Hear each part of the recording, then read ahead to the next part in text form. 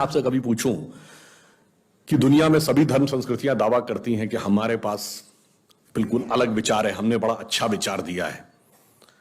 अगर हम आपसे पूछें कि हमारी संस्कृति में ऐसा क्या है जो दूसरे में नहीं है, बहुत से लोग कहेंगे साहब उसमें बड़ा सदाचरण की बात कही गई, नैतिकता की बात कही गई। तो लोग कहेंगे ठीक है भाई, दूसरी जगह भी कही गई, शायद कोई फॉलो करता है या नहीं करता।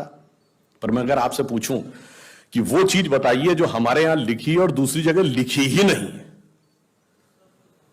वो क्या है? आप सबने नाम सुना होगा, वैदिक mathematics. Have you ever heard of mathematics as a part of religious text? ये सिर्फ हमारे यहां है। गणित धार्मिक पुस्तक का हिस्सा है। Ayurveda medical science, it is globally accepted as a structured medical science, by name itself is a part of Vedas. Medical science धर्म ग्रंथ का हिस्सा हो, गणित धर्म ग्रंथ का हिस्सा हो, ये दुनिया में कहीं नहीं। बाकी जगह विज्ञान और गणित का धर्म से संघर्ष है, हमारे यहां वो धर्म ग्रंथ से उद्भूत हो रहे हैं। ये फंडामेंटल डिफरेंस है हमारे और उनके बीच में। और इतना ही नहीं, मैं कभी आपसे, आप लोगों ने ध्यान दिया हो अगर, गणित की जो खोज है, वैसे तो बहुत सारी चीजें थी जो अंग्रेजों के आने के बाद छुपा दी गई, क्वाड्रेटिक इक्वेशन हो, अलजेब्रा हो, ट्रिग्नोमेट्री हो, ये सारी चीजें। मगर एक ऐसी चीज है जो कमोबेश सभी लोग मानते हैं, चलो ये तो मान ही लेते हैं कि भारत ने दिया। वो क्या था? शून्य। अब कहा जाता शून्य किसने दिया? आर्यभट्ट ने खोजा। अरे भाई, आर्यभट्ट ने खोजा नहीं, आर्यभट्ट की किताब में पहली बार तुमको लिखा हुआ मिला। अगर आर्यभट्ट ने शून्य खोजा तो बौद्ध मत में शून्यवाद का सिद्धांत कहां से आया? वो तो आर्यभट्ट से पहले के थे। और ये बताइए, कौरवों की 18 अक्षौणी सेना से लेके भगवान राम की जन्म कुंडली बन रही थी, वो बगैर शून्य के बन रही थी। वास्तविकता यह है कि शून्य वेदों से निकला, और वो इस बात को स्वीकार करने को तैयार नहीं होते थे कि धर्म ग्रंथ से निकलता है। इसलिए उनको छटपटाहट थी, इसलिए वो कहने का प्रयास करते हैं किसी और ने निकाला था। और समस्या क्या है? हमारे यहां तो भगवान राम की जो कुंडली निकली है, वो जब नासा के प्लैनेटोरियम सॉफ्टवेयर में डाली गई तो 7114 समथिंग बीसी की डेट निकल आई। अब बताइए, वैसे तो मैं नहीं मानता कि वो डेट सही है, उसके अंदर नक्षत्रों का कैलकुलेशन किया जाए तो बहुत पीछे आएगा। परंतु बताइए, उन लोगों ने हमको समझा दिया कि हम अवैज्ञानिक हैं और हम अंधविश्वासी हैं, जिनमें किसी एक के यहां लिखा है कि धरती चपटी है और एक के में लिखा धरती के चारों तरफ सूरज घूमता है।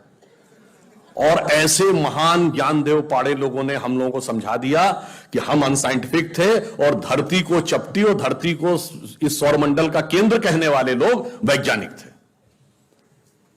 आज भी जब सूर्य ग्रहण या चंद्र ग्रहण होता है, आप, नासा की ऑब्जर्वेटरी बताती है ना, 1950 से पहले नासा नहीं था। आप जाके पूछिए, गांव में कोने में बैठे हुए किसी पंडित से कहिए, पंडित जी पंचांग में देख के बताओ सूर्य ग्रहण कब है। और जो वो हमारा पंचांग बताता है और जो नासा की ऑब्जर्वेटरी बताती है, कभी उसमें दिन तो छोड़िए, घंटे और मिनट का भी अंतर देखा है? हमारा तो कैलकुलेशन 5500 साल से एज इट इज चला रहा है, और उसके बाद उन्होंने हमें बताया कि हम अवैज्ञानिक हैं। आज भी आप बताइए, उत्तर भारत में उतना नहीं दिखता, दक्षिण भारत के मंदिरों में जाइए, नवग्रह बने हैं तो सूर्य केंद्र में है कि धरती केंद्र में है? सूर्य के 7 किरणें होती हैं, 7 घोड़े सूर्य के बने कि नहीं मंदिरों में? अब बताइए, ऐसा हमारे दिमागों में भर दिया जाता है। हम सब ने, हम लोगों ने भी विज्ञान में पढ़ा कि सबसे पहले 9 ग्रहों की खोज किसने की? केपलर ने। Kepler's law of planetary motion. हम सब ने, जिसने फिजिक्स पढ़ी होगी 10वीं 11वीं 12वीं में, कभी न कभी Kepler's law of planetary motion पढ़े होंगे कि केपलर ने सबसे पहले बताया कि 9 ग्रह होते हैं। अब ये बताइए, इधर जब हम पूजा करते हैं तो पंडित जी हाथ में जल ले क्या बोलते हैं? ब्रह्मा मुरारी त्रिपुरांतकारी भानु शशि भूमि सुतो बुधश्च और गुरुश्च शुक्र शनि राहु केतु सर्वे ग्रहा शांति करो भवन्तु। अब ये 9 ग्रहों के नाम केपलर बताए थे कि पंडित जी बताए हैं? और हजारों साल से बता रहे हैं। और उसमें मजे की बात यह है कि मंगल के लिए भूमि सुत, यानी भूमि का बेटा, धरती का बेटा शब्द है। या अब जाके साइंस ने यह कन्फर्म किया है कुछ समय पहले कि एक थ्योरी है कि कभी एक जमाने में बहुत बड़ा एस्टेरॉयड टकराया था कि धरती से, और धरती का एक टुकड़ा अलग हो गया था, वही टुकड़ा बाद में मंगल बन गया। और भूमि सुत हमारे यहां लिखा हुआ, मंगल के पर्यायवाची में भूमि नंदन भूमि सुत जैसे शब्द हैं। अब आप देखिए क्या वैज्ञानिकता है और कैसे उसको इसमें सम्मिलित किया गया। मैंने क्यों बताया, हमारे यहां विज्ञान और धर्म इस कदर एक मत है कि ये उनकी बुद्धि परप्लेक्स हो जाती है कि कैसे हो सकता है।